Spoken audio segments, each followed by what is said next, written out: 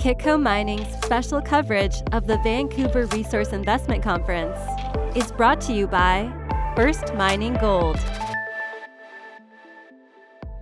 Chris Donaldson knows all about advancing projects in the energy transition space, whether it has to do with stints at Western Copper and Gold or now executive chairman of TinOne. Chris, welcome to Kitco. Hey, thanks for having me, Michael.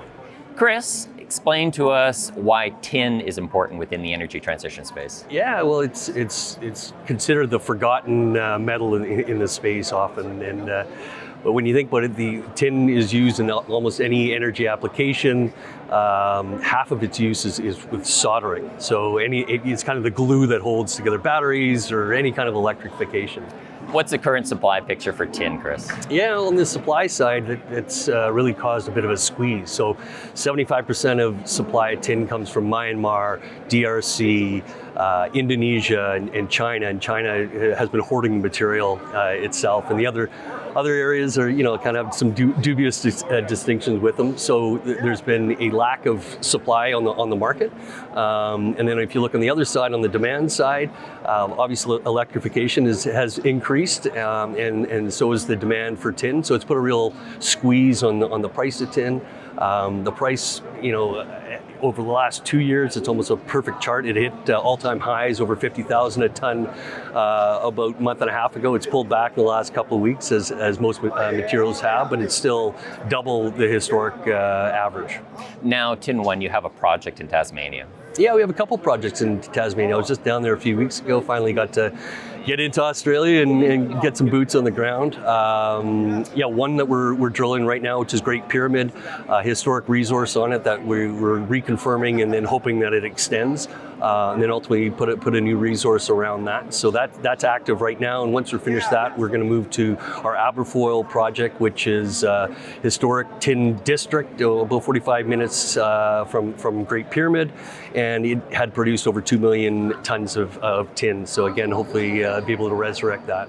What's the history of mining in Tasmania? Well, it's got a long history of it. I mean, a lot of Cornish miners came down, and there used to be a number of producing companies down there. There's still a couple of big ones that are there. As I said, we're in a forward tin producing area, so it's a great area to be in, especially where our two projects are. It's actually designated as a commercial production area. It used to be where it was logged before, so access for us is about as good as you can get. There are roads everywhere, right up to our targets. Now, analyst note that you sent me, there doesn't seem that tin is really a part of any types of major diversified miners, for instance. So, you're advancing this project, it possibly becomes part of an acquisition. Where would it possibly fit? Yeah, I mean, tin is, like I said before, it's kind of the forgotten mineral there, or metal, and there are not a lot of pure tin producers. It's a small market. But it's one that reacts very cyclically, and so when there is a squeeze, the price tends to go up. So that makes it attractive, and of course, it's had underinvestment in the last number of years when the tin price was low. So we're going to advance these projects and maybe build them out ourselves eventually, but certainly set them up that they may be attractive to somebody to take over. Brief note, maybe you could just talk a bit about Outback Goldfields as well, please.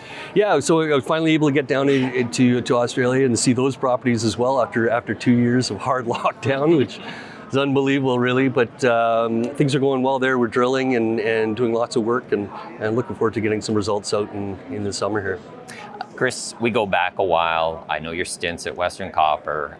And what I've always noticed about you in this career is that you've always been very good with outreach. You've always been good with participation. I've seen you in various community events. We're at a mining convention right now. There's hundreds of juniors around right now. If you're speaking to them right now, what would you say is important about being involved in charities, being involved in community? Why is this outreach important? Yeah, I mean, on one side, it's the right thing to do, and I'll say this: it's the one aspect that can stop even a good project that might be highly economic in its tracks if you don't get buy-in from stakeholders and First Nations and the community in general. So, I mean, I guess advice would be just to go in early and seek input and get involved in the community, but not just what looks good on a Twitter clip later on, but actually what the community needs or wants. And that's been my experience, and it seems to have gone a long ways, making good friendships and really establishing trust later on. And I think the whole mining industry is definitely going in that direction, but we still have some ways to go. Chris, good luck at TinOne.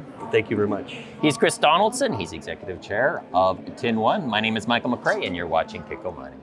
Kitco Mining's special coverage of the Vancouver Resource Investment Conference is brought to you by First Mining Gold.